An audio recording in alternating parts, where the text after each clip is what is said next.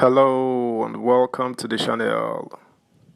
You will think having served as petroleum minister twice, once under Obasanjo's military regime and once in his failed presidential tenure, former President Buhari would be experienced enough or better equipped to deal with the sector.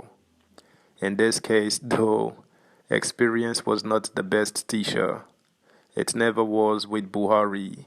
And so, if he does not tread carefully, President Tinubu will step into some traps the previous government left which could unravel everything, especially in the wake of the fuel subsidy removal. Subscribe, like, share, and comment. Thank you. How Tinubu can escape Buhari's first booby trap. It is an irony that the fortunes of the Nigerian petroleum industry were at the worst under the longest-serving Minister of Petroleum in the country's history, Muhammadu Buhari. Even more astounding is the fact that the last 8-year spell was not Buhari's first time as Minister of Petroleum, having occupied that portfolio during the Olusegun Obasanjo military administration. However, experience appeared to mean nothing as all critical indicators nosedived in the last 8 years of Buhari as Minister of Petroleum and President of the country. At a time when many producing countries were smiling to the bank following spin-offs from the Ukraine-Russia war, Nigeria, which at one time used to cry for increased production quota, could not meet its 1.8 million BPD quota. Indeed, Nigeria achieved its maximum production level of 2.486 million BPD in November 2005 during the Olusegun Obasanjo administration. The country, however, reached its lowest level at 1.015 million BPD in September 2022, more than 7 years into Buhari's stint as President and Minister of Petroleum.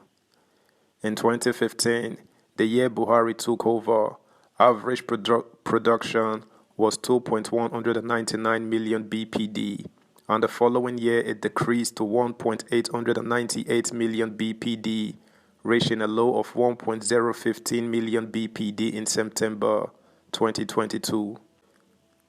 It has also been suggested that it fell below a million BPD at some point before Buhari's hurried exit last month.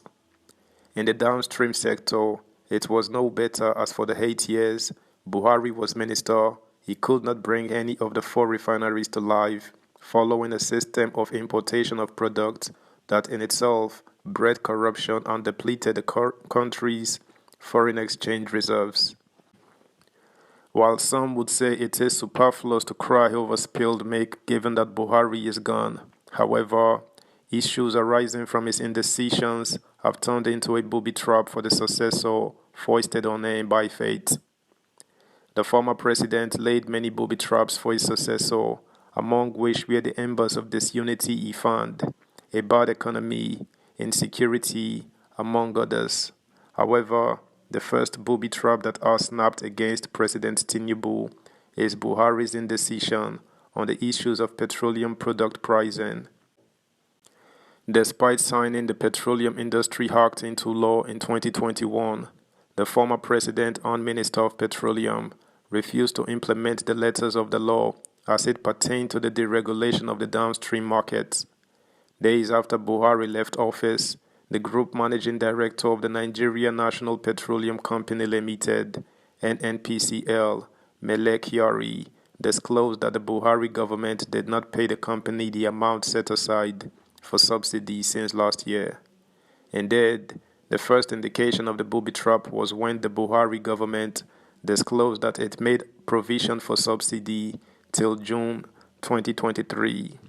Pray which government would, with the desire of the good of the successor, put such a new government in such a difficult situation of taking fundamental decisions on subsidy, which itself was not able to take in 8 years.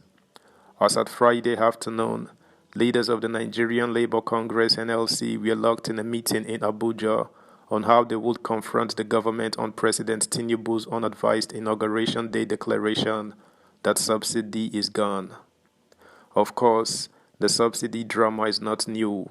From the time in 2012 when Tinubu, Buhari and others now in government waged a war against the removal of subsidy, the same arguments have been rehearsed, with none bold enough to tackle the fundamentals. In 2012, Tinubu opposed the removal of subsidy merely because it was conceived by President Goodluck Jonathan. Buhari in 2015 even declared that there was nothing like subsidy, but his government went ahead to effect the highest subsidy payments in the nation's history. It is, however, saddening that the fundamental issue of local production, which ordinarily should have been the top priority of the former regime, was buried as the government encouraged a nebulous system of importation that drained the foreign exchange reserves of the country. Subscribe, like, share, comment, and please turn the notification bell on. Thank you.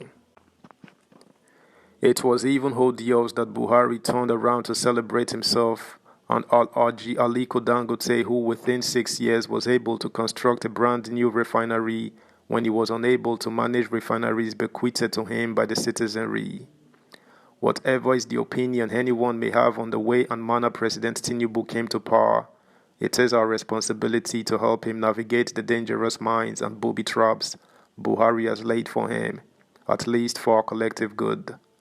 Organized labor and the private sector need to be realistic in responding to the issues at hand, because as we all know, petroleum is indeed an inflammable commodity that cannot just combust physically, but can also tear down the fabrics of our nation.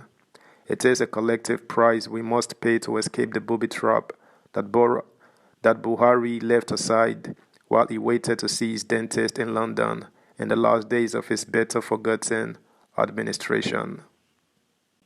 President Bola Ahmed Tinubu is under fire for announcing that petroleum subsidy is gone from day one. His inauguration address also touched on a unified currency exchange, high interest rate and power, among others. Of all these, however, the one that got the headlines was petrol subsidy, and the most frequently expressed concern is, why now? To say in his first speech that fuel subsidy was gone, that a unified exchange rate was vital, and that the current interest rate was anti-people and anti-business was the economic equivalent of an earthquake. That's the news, That's the news, guys. Thanks for listening. Until next time. Bye.